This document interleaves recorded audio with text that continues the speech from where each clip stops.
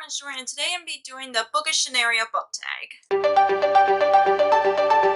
So this book tag has been around BookTube for a very long time, and I've watched multiple videos of people doing this tag, and I haven't done it for myself, and here I am doing the Bookish scenario book tag, and I'm sorry for the lighting being all weird and stuff.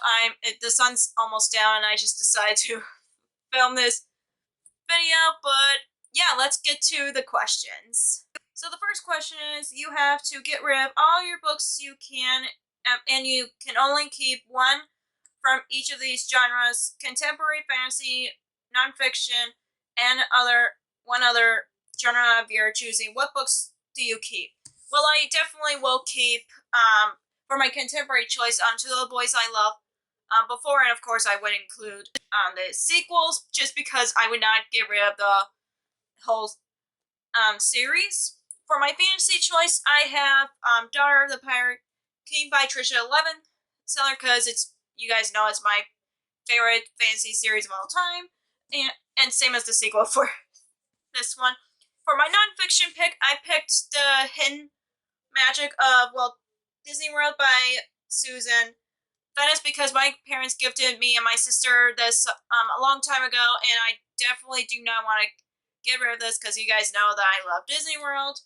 And for the genre of my choice, I picked mystery, and I picked Murder on the Orient Express by Agatha Christie, because that is the first one that I've ever read. So the next question is, you're at a bookstore and you hear a teenager telling their mom they don't like to read, but their mother insists they pick something. You walk over and recommend a book you think is great for people who aren't big on reading. What book it is? I usually just ask, like, what's their favorite movies or TV shows, or like video games, if any teenagers are still playing video games. But the book that I picked is Ready Player One by Ernest Cline, just because there's a lot of pop culture references in here, and I know many people like there's some 80s references in here, and if people really like virtual world kind of scenario, no, I definitely would recommend Ready Player One.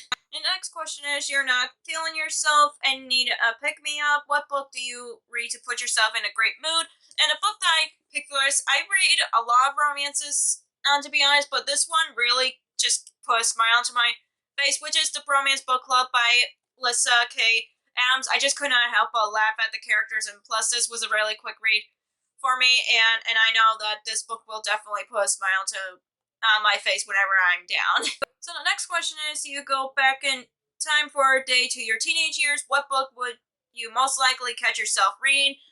For me, by knowing me in high school, I did I read a lot, but I would mostly catch myself reading The Hunger Games by Susan Collins, or Twilight, but most likely The Hunger Games, just because it's been my favorite from when I've read in high school.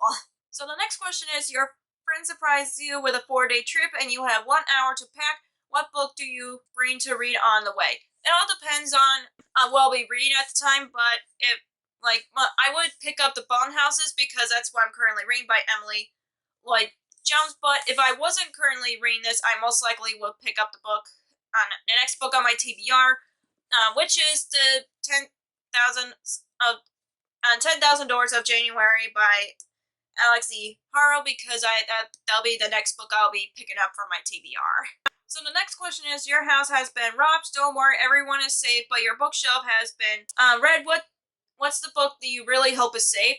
Well, first off, I would make sure everyone was okay if anybody was home during a robbery, and two, why would they steal my books? But I'm hoping the book that'll be safe is Heart of Iron by Ashley Poston, because this was the first great book that I got, and it became my favorite books of all time. And plus, this edition is so beautiful that, and it's even a signed copy if I find it. So yeah, so I'm hoping this book will be safe, even though I'm hoping all my books will be safe, but this will be the book of my choice for its safety. And the last question is, a friend borrows a book and returns it in an awful condition.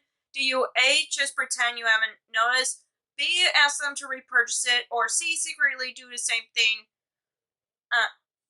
to the to theirs. I would most likely just tell them to repurchase it, especially like why would they destroy a book I let them borrow? And I usually let like people who I trust 100% with my books because I don't want them to just because I know them too well. But if it was like a friend, I'm most likely gonna ask them to repurchase it just because even though they didn't mean to, I still would like them back in the condition that it was. So yeah, I would basically just make them repurchase it for me.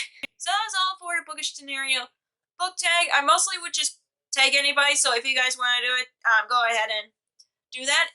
Anyways, if you enjoyed this video, give us a thumbs up and comment down below what would you do if your friends borrow a book, because I'm curious.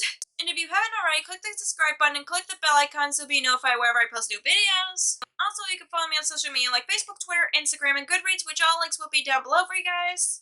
Thank you so much for watching, and I'll see you in my next video. Bye!